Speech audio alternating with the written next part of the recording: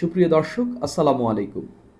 ২০২৪ সালের অভ্যুত্থানের পর আমাদের এখানে কোনো পণ্ডিত বলেছিলেন, আগামীর রাজনীতি হবে এই অভ্যুত্থানের স্পিরিটের উপর ভিত্তি করে। শুধু হবে না বলেনি, যে হচ্ছে হতেই হবে, এটার উপর ভিত্তি করেই আগামীর রাজনীতি হইতে হবে। যেই রাজনীতিতে থাকবে ভারতের বিরোধিতা, যেই রাজনীতিতে থাকবে শাহবাগের বিরোধিতা, যেই রাজনীতিতে থাকবে মুক্তিযুদ্ধের বয়ানের বিরোধিতা।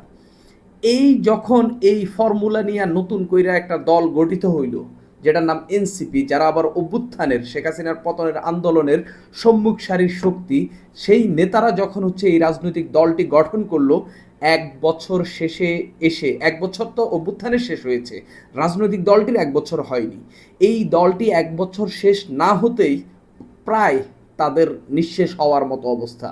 এনসিপি এখন কোথায় আছে, কি করতেছে, আমরা সেটা ঠিকভাবে জানি না। তবে এনসিপির একটা জিনিস স্পষ্ট, তাদের আরেকজন কেন্দ্রীয় নেতা পদত্যাগ করছেন এবং তিনি খুবই গুরুত্বপূর্ণ একজন নেতা। তার নাম হচ্ছে তুহিন খান। তিনি এনসিপির যুগ্ম সদস্য সচিব। তুহিন খান শুধু পদত্যাগ করলেই হয়তো এনসিপির জন্য খুব বেশি ঝামেলা হইতো না। একটা নেতা চলে যাচ্ছেন, সেটা কেউ না কেউ পূরণ করে ফেলবেন, বা এক নেতা দিয়ে যে দলটি চলবে এমন না। তবে তুহিন খান এমন কিছু কথা বলেছেন যেটা আসলে খুবই গুরুত্বপূর্ণ। আমি একটু তুহিন খানের কথাগুলো বলি, তারপর বলবো আসলে এনসিপি কোন দিকে যাচ্ছে। তুহিন খান একটা টক শোতে এসেছেন, জিটিভির একটা টক শোতে। সেই টক শোতে তিনি আসলে এই পদত্যাগের কথাটা বলেছেন। তিনি বলেছেন, ইতিমধ্যেই আমার দলকে আমি পদত্যাগপত্র বা হচ্ছে পদত্যাগের কথা বলেছি। তিনি বলছেন যে এখানে বলা উচিত হবে কিনা আমি জানি না, তবে দীর্ঘদিন ও রিসেন্টলি জাতীয় নাগরিক পার্টিতে যা ঘটছে, আমি পদত্যাগের সিদ্ধান্ত নিয়েছি। আমি দলকে জানিয়েছি যে আশা নিয়ে নতুন বন্দোবস্তের আশায় সেই জায়গায় পৌঁছাতে পারছে না, অর্থাৎ এনসিপি পৌঁছাতে পারছে না। একই রকম অভিব্যক্তি আরও অনেকের, দলের মধ্যে আরও অনেকেরও অভিব্যক্তি একই রকম। অর্থাৎ তুহিন খান যে একাই এনসিপির বর্তমান যে পরিস্থিতি সেটার বিপক্ষে এমন না, আরও অনেকেই রয়েছেন যে এনসিপি যে তাদের যেই সব আশা নিয়ে, যেই সব লক্ষ্য নিয়ে তারা রাজনীতি শুরু করেছে, সেটার ধারে কাছেও যে নাই, এই অভিব্যক্তি আরও অনেকের। রাজনীতির একটা ইডিওলজি থাকে, আমরা মধ্যমপন্থীর কথা বলছি, কিন্তু নাগরিক পার্টি সেটার ব্যাখ্যা দিতে ব্যর্থ হয়েছে, কিংবা তাদের দলের জন্য সেই ব্যাখ্যা তৈরি করতে ব্যর্থ হয়েছে। তিনি আরও বলছেন, ঢাকা বিশ্ববিদ্যালয়ে তাদের যে ছাত্র সংগঠন, এনসিপির যে ছাত্র সংগঠন বাকছাস, বাংলাদেশ গণতান্ত্রিক ছাত্র সংসদ, সে তাদের যে পরাজয় হয়েছে লং টার্মে রাজনীতি না করার কারণে, কেননা তারা শুধুমাত্র শর্ট টার্মে অ্যালায়েন্স ভিত্তিক রাজনীতি করার চেষ্টা করেছে ও ভোট ভিত্তিক যে সফলতা সেটার দিকে ঝুঁকেছে। এটা হলো ইডিওলজি না থাকার কারণে। যখন আপনার ইডিওলজি থাকবে, তখন আপনি এই কাজগুলো করবেন না। তিনি বলছেন, 24-এর উপর দাঁড়িয়ে রাজনীতি করতে হবে, ভারত বিরোধিতা করে রাজনীতি করতে হবে, শাহবাগ বিরোধিতা করতে হবে, এগুলা করে আর কি রাজনীতি করা যায়, এরকম করেই তিনি বলছেন। তিনি যে কথাটি বলেননি, মুক্তিযুদ্ধের বিরোধিতার বয়ানটাও তাদের দলের মধ্যে অনেকে এস্টাবলিশ করতে চাচ্ছেন, বাইরের থেকে হোক ভিতরের থেকে হোক, সেই জায়গা থেকে তিনি এসবগুলোর সমালোচনা তিনি করছেন। এখন কথা হইল, এনসিপির ভেতরে কি ঘটছে। এনসিপি গত কয়েকদিন ধরে এনসিপিকে নিয়ে যে চর্চা চলতেছে, কিংবা এনসিপির নেতারা যেসব জায়গায় কথাবার্তা বলতেছেন, এসব দেখে স্পষ্ট বোঝা যাচ্ছিল এনসিপি জামাতের দিকে ঝুঁকছে। অর্থাৎ জামাতের সঙ্গে তারা জোট হইতে পারে, সেটা যুগপৎ আন্দোলনের জন্য হোক, সেটা নির্বাচনী জোট হোক, কিংবা ডাকসুতে শিবিরের সফলতা দেখে কেউ কেউ মনেও করতে পারে জামাত আগামী নির্বাচনে একটা ভালো কিছু করতে পারে, তাদের সমর্থক বেড়েছে, তাদের ভোট বেড়েছে, অর্থাৎ কেউ কেউ এখন জামাতের সঙ্গে যাইতেও পারে। সেই জায়গা থেকে হয়তো বা জামাতের সঙ্গে একটা আলোচনা চলতেছে এনসিপির দীর্ঘদিন ধরে। সেই জায়গা থেকে একটু বাম ঘরনার যারা রয়েছেন, কিংবা মধ্যপন্থা যারা বাংলাদেশে মধ্যপন্থা নিয়ে রাজনীতি করতে চান, তাদের মধ্যে এই জামাতের দিকে ঝুঁকে যাওয়ার যে প্রবণতা এনসিপির মধ্যে দেখা যাচ্ছে, এটা নিয়ে তাদের মধ্যে তারা এটা চাচ্ছে না। না চাওয়ার কারণে যে এই জামাতের সঙ্গে ঝুঁকে যাওয়ার যে প্রবণতা এনসিপির মধ্যে দেখা যাচ্ছে, এবং যারা চাচ্ছে না তাদের মধ্যে, আর যারা ঝুঁকে যেতে চাইতেছে তাদের মধ্যে একটা ক্লাশ তৈরি হয়েছে, কিংবা হচ্ছে তাদের মধ্যে একটা দ্বন্দ্ব তৈরি হয়েছে, এবং তাদের মধ্যে তর্ক বিতর্ক চলছে। এই হইল এনসিপির ভেতরকার পরিস্থিতি। এখন কথা হইল, এনসিপিকে আমরা গত 28 ফেব্রুয়ারি তারা এই দলটির আত্মপ্রকাশের পর, কিংবা তারও আগে তাদের নেতাদেরকে আমরা যেই পরিমাণ প্রায়োরিটি দিয়েছি, যেরকম পাত্তা দিয়েছি, আসলে কি তারা সেরকম কোনো কিছু করতে পেরেছে?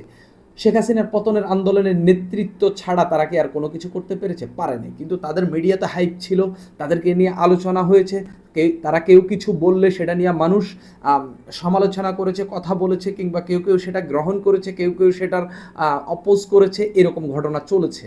কিন্তু এনসিপি প্রেশার গ্রুপ হিসেবে বেশ কিছু কাজ করেছে, এটাও বাস্তবতা। আওয়ামী লীগ নিষিদ্ধের জন্য তাদের নেতা হাসনাত আবদুল্লাহ কাজ করেছেন, তিনি আন্দোলন করেছেন, অনেক কিছুই করেছেন। কিন্তু NCP as a party, ideologically বলেন, এনসিপি অ্যাজ আ পার্টি হচ্ছে সমর্থক তৈরির জায়গা থেকে বলেন, কোনো দিকেই এনসিপি দাঁড়াতে পারেনি। পাশাপাশি তাদের যে কেন্দ্রীয় নেতা, সেই নেতাদেরকেও তারা এই বিশ্বাসের জায়গায় নিয়ে যাইতে পারেনি যে আমরা এই ইডিওলজির রাজনীতি করব, আমরা এই দর্শনের উপর ভিত্তি করে আমরা রাজনীতি করব।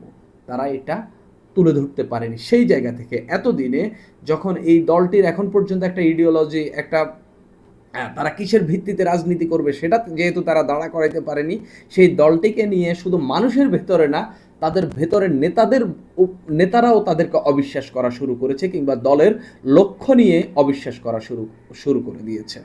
আপনি যদি দেখেন, ঢাকা বিশ্ববিদ্যালয় বাকছাস নির্বাচনে অংশ নিয়েছে একটা নতুন পার্টি হিসাবে, যেমনই ভোট পাক, তারা দ্বিতীয় তৃতীয় অনেক জায়গায় হইতে পারে নাই, যা পেয়েছে সামান্য কিছু ভোট পেয়েছে। কিন্তু অভ্যুত্থানের অন্যতম স্টেক হিসাবে তারা যেরকম ফল করার কথা ছিল তার ধারে কাছেও নেই। এটা এনসিপির জন্য এক ধরনের পরাজয়। এখন তাদের যে ছাত্র সংগঠন, সেটাকেও তারা দোষারোপ করছে এবং সেটারও নাম বদলানোর চেষ্টা চালাচ্ছে তারা। অর্থাৎ সংগঠনটি বিলুপ্ত হবে না, তাদের সংগঠনটির নাম বদলানো হবে। এখন এটা নিয়ে তুহিন খান কি বলছেন? তুহিন খান ওই টকশোতে বলেছেন যে বাকছাসের যারা নেতা হয়েছেন তারা আসলে বাকছাসের জন্য কাজ করেনি এবং ক্যাম্পাস ভিত্তিক কাজ করেনি, এবং এটাকে সংগঠন হিসাবে যে মানে অরাজনৈতিক করা হচ্ছিল বা কোনো লেজুর সংগঠন না, সেই জায়গা থেকে এখন এটাকে দলীয় সংগঠন করার সিদ্ধান্ত হয়েছে।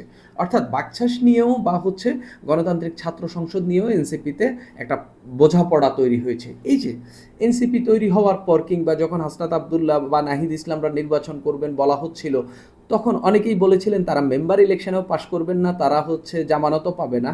ঠিক এটা তো প্রমাণ হয়ে গেছে ছাত্র সংগঠনের যে এই সংসদের যে নির্বাচনগুলো হয়েছে সেগুলোর মধ্য দিয়ে। তাহলে এনসিপি এখন তাদের দলের মধ্যে যারা হচ্ছে ডানপন্থাকে পছন্দ করে না, কিংবা যারা ডানপন্থার দিকে ঝুঁকতে চায় না, তাদের কথা বাজ বিচার না করে তারা কিন্তু জামাতের সঙ্গে আলাপ করে ফেলেছে, বা জামাতের সঙ্গে এক ধরনের আলাপ তৈরি করেছে। তারা হচ্ছে জামাতের দিকে যেতে চাইছে, এটাও ঝুঁকে গেছে। আমি যেটা শুনতে পেয়েছি সেটা হচ্ছে তারা ইতিমধ্যেই জামাতে যাবে, বা জামাতের সঙ্গে যুগপৎ আন্দোলন করবে কিছু দাবিতে, সেগুলো নিয়ে তারা ইতিমধ্যে জামাতের সঙ্গে তাদের কথাবার্তা অনেক দূর এগিয়ে নিয়ে গেছে, এবং মাহফুজ আলম এই বিষয়ে মানা করেছে। কিন্তু শেষ পর্যন্ত শোনেনি দেখা মাহফুজ আলম গতকাল যে স্ট্যাটাস তিনি দিয়েছেন যে মওদুদিবাদের রাজনীতি নিয়ে, অলরেডি মওদুদিবাদের 6টা রাজনৈতিক সংগঠনের মতো রয়েছে, এখন আবার নতুন করে মওদুদিবাদের রাজনীতি করে কেউ কিছু করতে পারবে না, যখন তিনি এরকম করে স্ট্যাটাস দিলেন এবং এই চলমান রাজনীতিটাকে তিনি নতুন করে বুঝতে বললেন এবং সেটাকে সংজ্ঞায়িত করতে বললেন এবং সেটাকে রিক্লেইম করতে বললেন, তখন এর একদিন পরে আমি দেখলাম তুহিন খানের পদত্যাগের ঘোষণা। অর্থাৎ এনসিপির ভেতরে এমন কিছু চলছে যেটা আসলে পরিস্থিতিটা খুবই টালমাটাল। আপনি গত কয়েকদিনে কি হাসনাত আবদুল্লাহর কোনো স্ট্যাটাস দেখেছেন কিংবা কোনো বক্তব্য দেখেছেন? আমিও দেখিনি।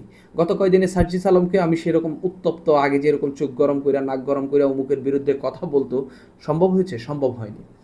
আপনি দেখেন এনসিপির সবচেয়ে বড় ভুলটা কোন জায়গায়। নেপালে যে একটা সরকারের পতন হইল, বা একটা প্রধানমন্ত্রী যে দায়িত্ব থেকে সরে গেলেন, পদত্যাগ করতে বাধ্য হইল, সেটাও এক ধরনের অভ্যুত্থান। নেপালে যে বিপ্লবটা হয়ে গেল, বা নেপালে যে আন্দোলনটা হয়ে গেল, আন্দোলন হওয়ার পর এই আন্দোলনের অন্যতম যে নেতা, তিনি কি বলেছেন জানেন? আমাদের অ্যানসেস্টররা এই দেশের জন্য রক্ত দিয়েছে, আমরা এখন সেই রক্ত বিক্রি করে দিতে পারি না। তাদের যে ত্যাগ, সেটাকে আমরা বাজারে বিক্রি করে দিতে পারি না। কিন্তু আমাদের বাংলাদেশের অ্যানসেস্টররা যে বাংলাদেশ তৈরিতে, বাংলাদেশ সৃষ্টির ইতিহাসের সেই প্রাক্কালে যে রক্তটা দিয়েছে, আমাদের এই অভ্যুত্থানের পর আমাদের নেতারা, অভ্যুত্থানের নেতারা সেই অ্যানসেস্টরদেরকে গালি দিয়েছেন, অ্যানসেস্টরদেরকে কটাক্ষ করেছেন এবং তাদেরকে নানান তুচ্ছ করে কথা বলেছেন। এভাবে কি আপনার রাজনীতি দাঁড়াবে? আপনি বাংলাদেশ সৃষ্টির যে ইতিহাস বাংলাদেশ সৃষ্টির সঙ্গে যারা যুক্ত ছিল তারা এই সময়কালে অপমানিত হয়েছে, তাদেরকে তাদের যে অবদান সেটাকে ছোট করে দেখা হয়েছে, মুক্তিযুদ্ধের অনেক ইতিহাসকে বিভিন্ন জায়গায় ভাঙচুর করা হয়েছে, সেই জায়গা থেকে সেগুলো করে আপনি কি নতুন করে দাঁড়াইতে পারবেন? অসম্ভব। বাংলাদেশের মানুষকে আপনি ওইটা দেন সেটা দেন নানান কিছু দেন, কিন্তু তারা বেশিরভাগ মানুষই বাংলাদেশে স্বাধীনতা যুদ্ধের যে মানুষের যে ত্যাগ, মুক্তিযুদ্ধের প্রশ্নে তারা অটল অবিচল, এবং তারা এই প্রশ্নে কখনোই কাউকে ছাড় দেবে না। যদি ছাড় দিতই এতদিনে যে কোনো একটা ইলেকশনে জামাতে ইসলামী জিতে যাইত। এখন আপনি বলতে পারেন ডাকসুতে শিবির জিতছে, জামাত আর শিবিরের মধ্যে কিছুটা হইলেও ফারাক রয়েছে, আর তরুণরাই বাংলাদেশের ভবিষ্যৎ প্রধানমন্ত্রী নির্বাচন করবে না। আমার মতো লোক, আমার চেয়ে বেশি বয়সী মানুষ, আমার মা, আমার দাদা সবাই মিলে বাংলাদেশের আগামী সরকার নির্বাচিত করবে, এটা আপনাকে মনে রাখতে হবে। সেই জায়গায় মুক্তিযুদ্ধে জামাতও এখন ধীরে ধীরে, আজকে তাদের একজন নেতা বললেন মুক্তিযুদ্ধের ইতিহাসকে তো আমরা এড়িয়ে যেতে পারি না, এটাকে আমাদেরকে স্বীকার করতেই হবে। সেই জায়গায় জামাতের মতো দল যাদের অ্যানসেস্টাররা মুক্তিযুদ্ধের, বাংলাদেশের স্বাধীনতার যুদ্ধের সময়টাকে তারা আমাদের শত্রুদের পক্ষে ছিল, সেই জামাত পর্যন্ত মুক্তিযুদ্ধের পক্ষে ধীরে ধীরে কথা বলা শুরু করেছে। সেই জায়গায় এনসিপি কিংবা আরও অন্যান্য যারা স্বাধীনতা যুদ্ধের বিরোধিতা করে কথা বলতেছেন, তাদের রাজনীতি দাঁড়াবে? অসম্ভব, কারো রাজনীতি দাঁড়াবে না। তুহিন খান এখানে আরও নানান কথাবার্তা বলেছেন, যেটার মধ্য দিয়ে কিছু বিষয় স্পষ্ট হয়েছে যে এনসিপির অবস্থা খুবই খারাপ। আসলে এই এনসিপি টেকাটাও এখন খুব অসম্ভবপর, বা সম্ভব হইলেও এখানে আলাদা ক্যারিশম্যাটিক কিছু লাগবে। তাদের এই যে ইমিডিয়েট যে ভুলগুলো হয়েছে সেগুলো দ্রুত তাদেরকে শুধরে নিয়ে তাদেরকে নতুন দিকে নতুনভাবে পথ চলা শুরু করতে হবে। সুপ্রিয় দর্শক, এখন এই পর্যন্তই।